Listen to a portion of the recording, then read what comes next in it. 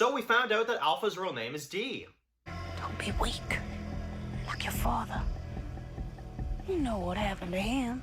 Well, apparently she got tired of D's nuts. Hey guys, it's Dan, your host of Dan's Reviews, and today I'm back for another video for Tales of the Walking Dead. We are here to do our weekly review for this week's episode of Tales of the Walking Dead. This is my review for Season 1, Episode 3, titled D. I can! You have to! Now I want to take us away from here, someplace safe, okay? You did this. You're sick. Lydia! Who's there? Alright guys, this one's going to be doing another review today. This one's going to be doing another video for Tales of the Walking Dead. This one's going to be doing my weekly review for this week's episode of Tales. This is for Season 1, Episode 3, titled D. So, as you guys know, obviously, this is the Alpha episode that we've all been waiting for. As you also might know, if you've watched some of my previous reviews for Tales of the Walking Dead, you'll know that I've been a little bit grumpy on Tales of the Walking Dead. I'm not gonna lie. Episode 1 was painfully average, in my opinion. Episode 1 was very just average, standard TV, if you ask me. And Episode 2, I thought, was one of the worst things the Walking Dead universe ever put out. I think it was an absolutely horrendous episode. Now, Episode 3, however, this frickin' episode was damn good. This episode is our full backstory on Alpha, or as we get to know her as in this episode, D, which was her real name before becoming Alpha. And we follow D/Alpha in this episode after the events of The Walking Dead Season 9, Episode 10, after she had killed her husband. And basically, they end up staying on this boat. And that's kind of the premise of this episode, right? Is that there are good ways into the apocalypse now. You got these people on this boat that kind of act like, you know, the world is going to be okay. And, you know, they kind of try to throw celebrations and stuff on this boat. And Alpha is just not buying one bit of it. So it's a pretty friggin' cool episode, I must admit. And it really, really ties in nicely by the end of it. So basically, this is what we get. We get introduced to a whole bunch of new characters on this boat that Alpha and Lydia are also staying on. And the main one, I would say, of the episode is Brooke. She is kind of a peacekeeper. She, you know, she's very nice. She's very nice to Lydia. She, you know, kind of wants to see Lydia grow up a normal life. You know, she even asks, like, Alpha as her mother, right? She's just like, are you planning some sort of surprise birthday party for Lydia? You know, it's coming up soon, and Alpha just doesn't want to celebrate nothing. She doesn't want her daughter to be weak. She doesn't want her daughter to, you know, be living this fantasy, if you will. And, you know, Brooke and her really butt heads a lot in this episode, even to a point where Alpha even pulls a knife on her. You know, she even pulls a knife on her, and, you know, she misses the first time.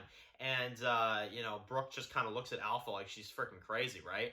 But, anyway, you've got Alpha that's at the bar. You get this guy that serves her, right? And then we find out later that apparently this guy went missing after that night, and it's kind of a bit of a mystery of where did this guy go, right? And they can't find his body, so they assume that he must have gone off, you know, the boat somehow, some way.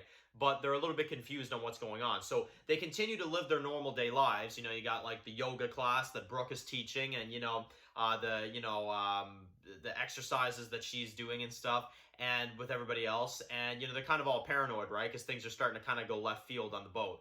Now, you've got Alpha that once again starts questioning people and stuff, and she's pulling knives on people. She's freaking people out. So, you know, you get Brooke that kind of has to stand in the way. And even to a point in this one where Brooke actually hides Lydia from her own mom. And, you know, Alpha really does not have any of this, right? So it's pretty interesting. And then the guy that went missing ends up returning in this episode, and we find out that he has a crew. He was just there to ambush them, and apparently they're going to take this boat for themselves. So they basically get everybody on their knees. They get everybody to surrender, including Brooke and everybody else.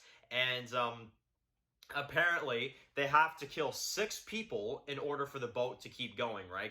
Or else it'll be too many people for the boat. So they straight up start murdering people, and this scene was absolutely crazy as they start shooting people in the head in front of everybody else, in front of their loved ones or whatever.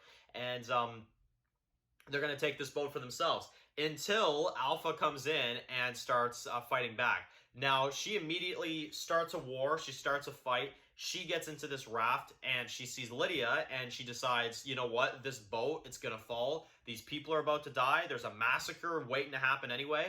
And now, Alpha's going to take Lydia away. And I think, in a way, Alpha wanted this boat to fall. She wanted these people to die, right? And I feel like she was looking for that opportunity so she could take Lydia and leave with her, right? So that's what ends up happening. Now, Lydia doesn't want to leave.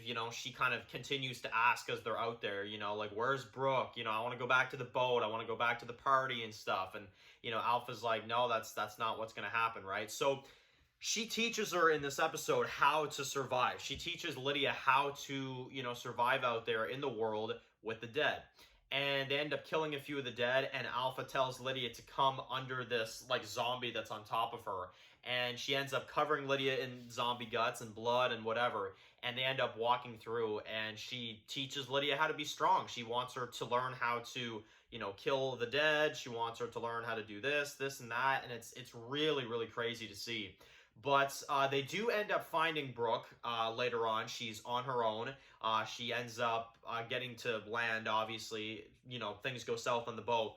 And from what we can see, she's the only one that made it out alive. So she's alive. You see, cuts on her face, and she's all messed up. And she tells Lydia to look away as she puts, earmuffs on her. And she tells her to sit there, stay there, and face that direction as Alpha's going to go up and face Brooke. Now, this was insane because, you get a bit of a face-off between the two, and I was kind of waiting for this moment, and I kind of knew it was going to happen, but you can't bring Alpha back without giving her a savage moment.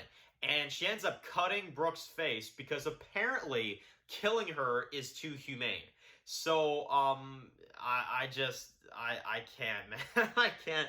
Friggin' Alpha, man. And she ends up leaving her there like that. So Brooke is not dead as far as I'm concerned.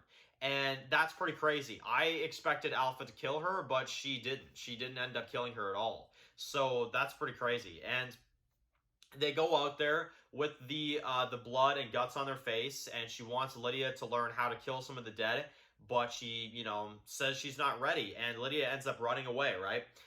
And Lydia's too scared. She doesn't feel like she's cut out for this world. She wants to go back to the boat. She wants to go back to the life that Brooke, wanted her to live. And by the end of it, Alpha considers killing her own daughter and herself just because Lydia isn't strong enough. That's screwed up. And by the time the episode ends, they're in this pit, and they get surrounded by not only, but the Whispers. Wow. So the Whispers find them, and apparently the Alpha that once was, Alpha/D must have killed, because she ends up taking her mask at the end of the episode and becoming the new Alpha. So she ends up taking over from the first Alpha and becomes the actual Alpha. So that's pretty crazy to see as well, too. So the Whispers were a thing before Alpha even joined them. See, I thought they were created on their own, right? Like with Alpha and, like that. But apparently they were, a thing way back in the day. So that's pretty crazy. I really didn't expect that at all. But it sounds like the Whispers were around even before Dee and Lydia even joined, which is insane. So, my goodness, man, what an insane freaking episode. I love it. And honestly, I really hate to do this, but there is only one flaw I have with this episode. There's only one flaw I have with it. Literally everything else is perfect up to this point. And a few of you guys were mentioning this one, and honestly, I have to agree. This is a plot hole. Yes, there is a plot hole in this episode, and I will be sure to mention it. And that is the ending scene. When Alpha meets the Whispers, and this episode's timeline. Okay, this takes place after the events of Alpha killing her husband, right? But they have not met Beta yet, which obviously we know that Alpha met Beta in episode 2. So why are the Whispers approaching them, and why does Alpha join the Whispers if Beta isn't even there? Because in The Walking Dead Season 10, Episode 2, Alpha and Lydia were covered in blood, and they found Beta. So what do you mean to tell me? Beta just walked away for a little bit and then came on back to the Whispers? No, Beta stayed with them. He cut off a mask. So Tales of the Walking Dead unfortunately messed with The Walking Dead big time. And that's my big flaw. I'm only taking a point away from this episode because I really did enjoy it. But unfortunately, they plot holed themselves because where is Beta? what happened? Why is he cutting off a mask if Alpha's never been with the Whispers yet? Alpha finds the Whispers in this episode, but where is Beta during this timeline? He obviously didn't join later on because Alpha and Lydia were on their own, right? So there's a plot hole there. So I don't know what the hell happened there. I demand an answer because that's actually a pretty big plot hole. Like that's pretty big for writers. I mean, that's kind of low. I'm not gonna lie, but whatever. That was whack, but aside from that, this episode was absolutely amazing. So I'm going to give it a 9 out of 10. I absolutely loved the episode. I thought it was fantastic. And honestly, I would love to see more. You know, I don't think we'll get more, but again, it would be cool. You know, I know Samantha Morton has said that she would be willing to come back again. So we'll see what they do, but this was a damn good episode. So anyway, write your comments in the comment section below. Let me know how you felt about this episode. And that is it for this video, guys. If you're new to the channel, though, make sure to click that subscribe button so you don't miss any other videos for Tales of the Walking Dead. Make sure to also follow me on Dan's The Walking Dead reviews on Instagram, guys. And, of course, I'll see you guys really soon for another video for Tales of the Walking Dead. Enjoy the rest of your day, guys, and peace out. I've heard stories. Walkers that can climb walls and open doors. I was never sure if they were just stories.